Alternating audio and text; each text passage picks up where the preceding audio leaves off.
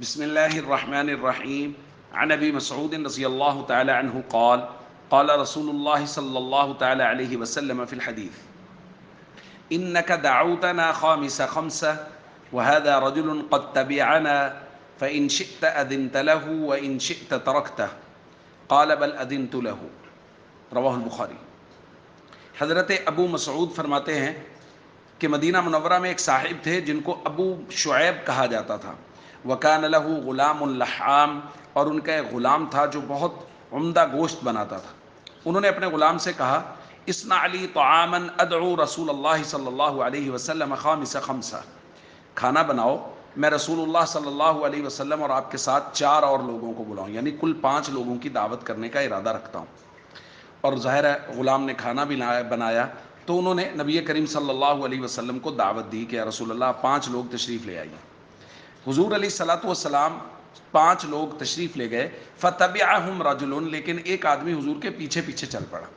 جب حضور وہاں پہنچے تو حضور علیہ الصلوۃ والسلام نے میزبان سے کہا: ابو شعیب، انک دعوتنا خامس خمسہ، آپ نے 5 لوگوں کو دعوت دی تھی. وہذا رجل قد تبعنا، اور یہ آدمی ہمارے پیچھے پیچھے آ گیا ہے. اب آپ کی مرضی ہے. فإن شئت أذنت له وإن شئت تركته، اگر آپ چاہیں تو اس کو اجازت دے دیں اور اگر آپ چاہیں تو اس کو واپس لوٹا دیں. تو ابو شعیب نے کہا: بل اذنت له، نہیں یا رسول اللہ، میں اس کو اجازت دیتا ہوں، یہ آئے کھانا کھائے. دوستو، شریعت نے انتہائی خوبصورت ضابطے ہمیں سکھائے ہیں. ایک طرف کہا گیا ہے اگر کوئی دعوت دے تو اس کی دعوت کو ٹھکراؤ نہیں، قبول کرو. دوسری طرف کہا گیا ہے کہ بغیر دعوت کے کسی کے یہاں نہ جاؤ، بلکہ یہاں تک نبی کریم صلی اللہ علیہ وسلم نے فرمایا: من دخل علی غیر دعوت دخل سارقا وخرج مغیرا، جو آدمی بغیر دعوت کے کسی کے یہاں چلا گیا تو وہ داخل ہوا چور بن کر، اور کھانا کھا کے جب وہ نکلا تو وہ ڈاکو بن کے نکلا. یہاں تک وعید بیان فرمائی.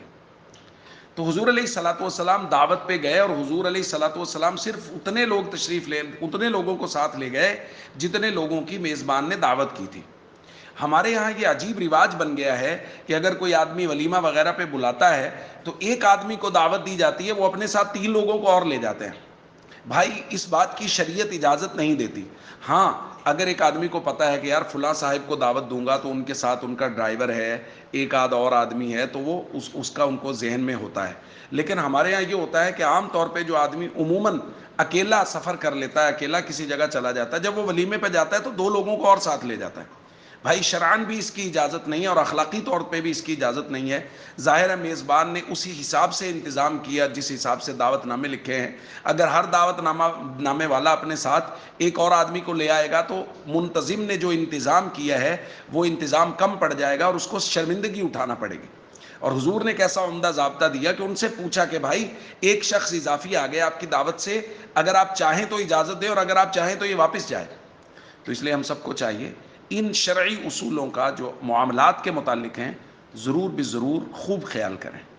السلام علیکم ورحمۃ اللہ وبرکاتہ.